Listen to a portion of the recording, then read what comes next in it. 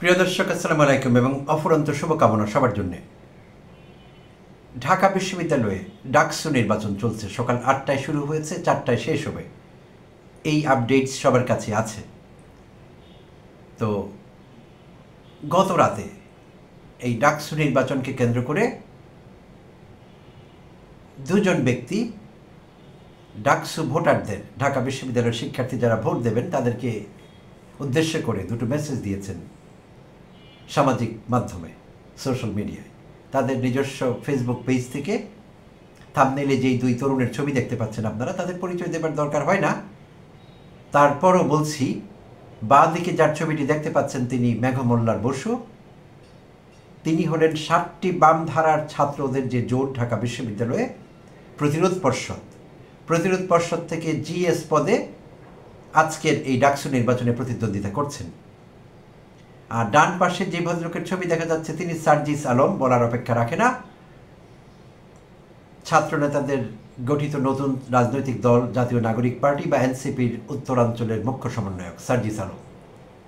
তো তারা দুজনই ডাকসুকে কেন্দ্র করে, ডাকসু নির্বাচনকে কেন্দ্র করে ভোটারদের উদ্দেশ্যে দুটো মেসেজ দিয়েছেন গত রাতে, মেঘমোল্লার এবং সার্জিস।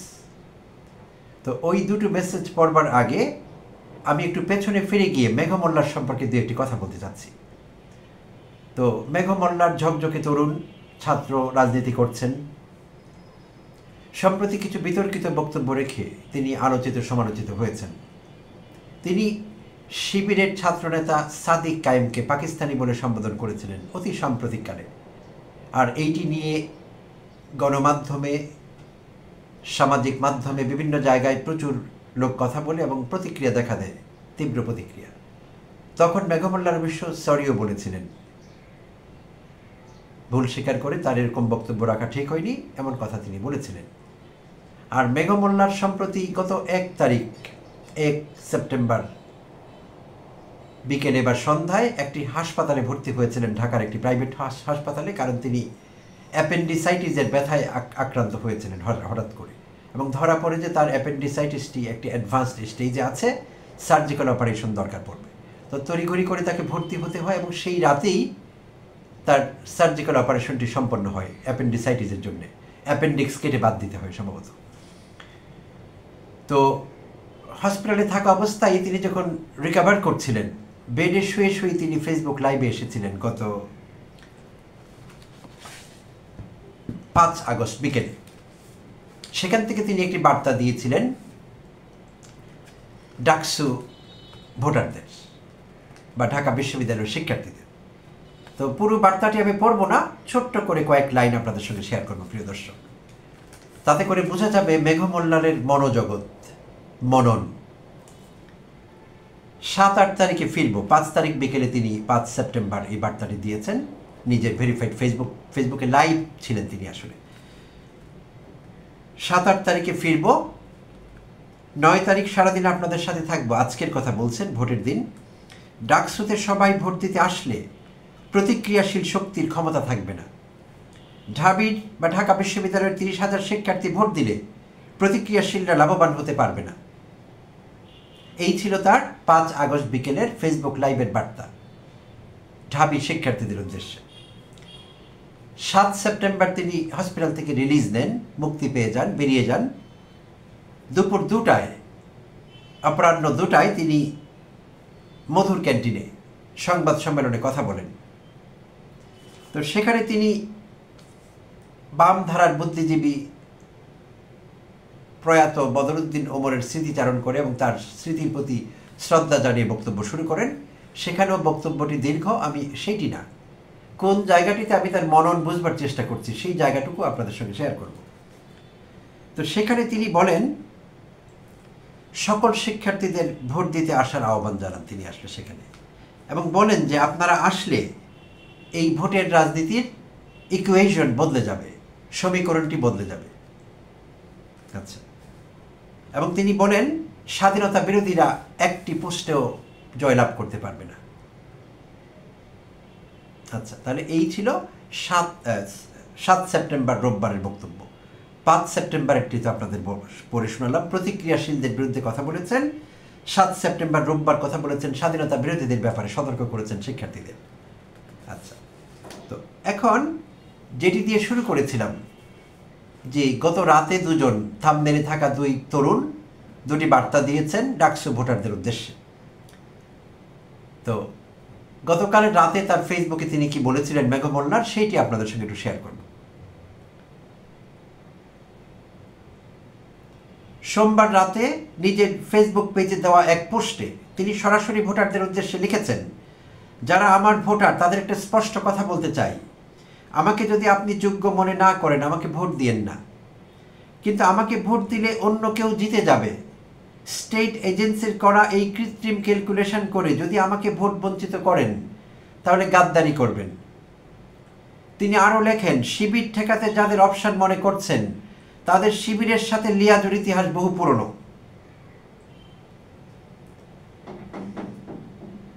তো এই ছিল মেঘ মোল্লারের বয়ান গত 2 সপ্তাহ প্রায়। আচ্ছা, এবার গত রাতে সার্জিস আলম ডাকসু ভোটারদের উদ্দেশ্যে কি বলেছেন সেখান থেকে একটু ঘুরে আসবো। সংক্ষিপ্ত মেসেজ, সার্জিস আলম কি বলেছেন সেটি এক নজর দেখে নিই।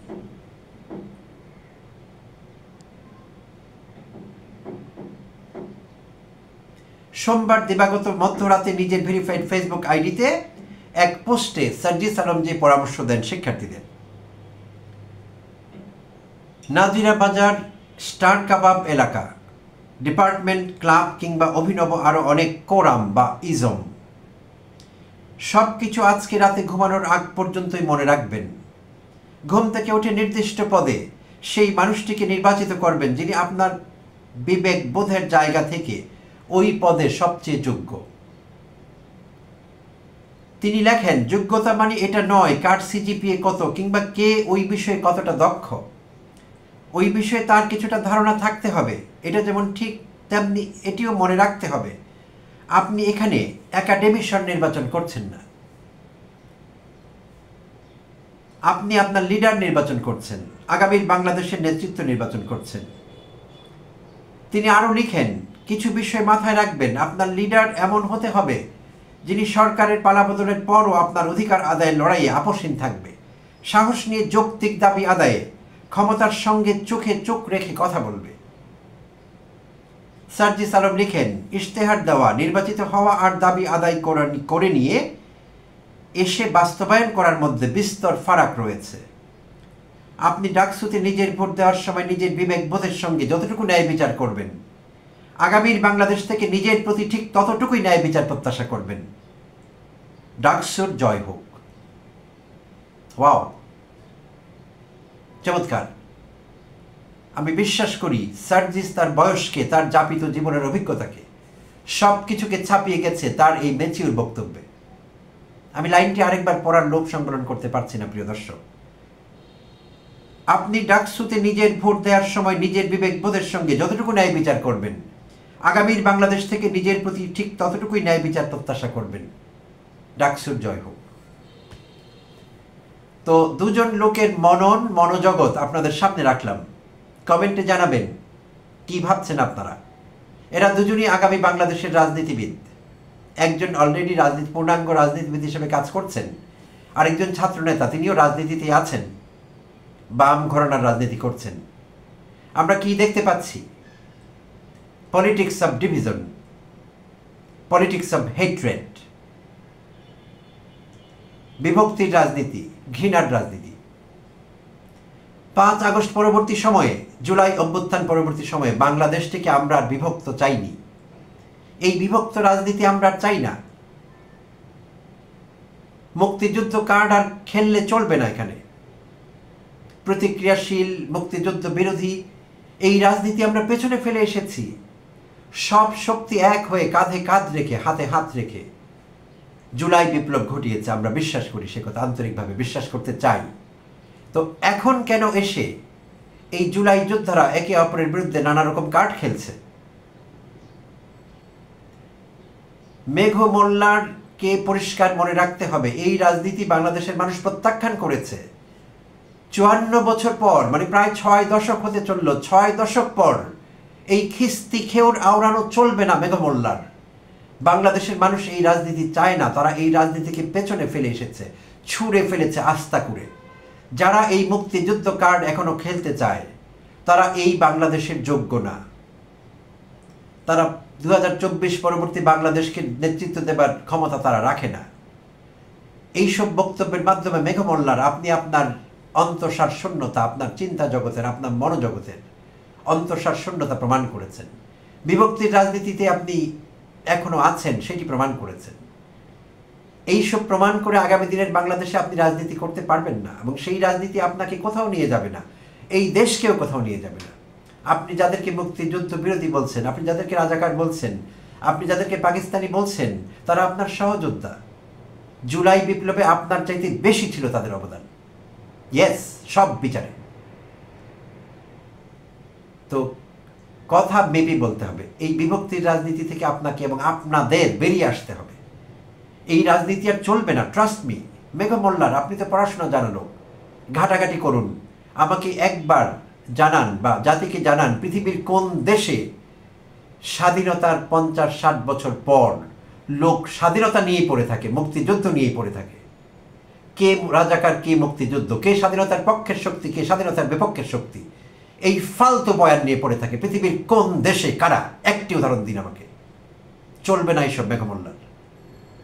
নিজেকে আর হালকা করবেন না, নিজেকে তাৎপর্যহীন করবেন না, গুরুত্বহীন করবেন না, ফালতু করবেন না। Enough is enough.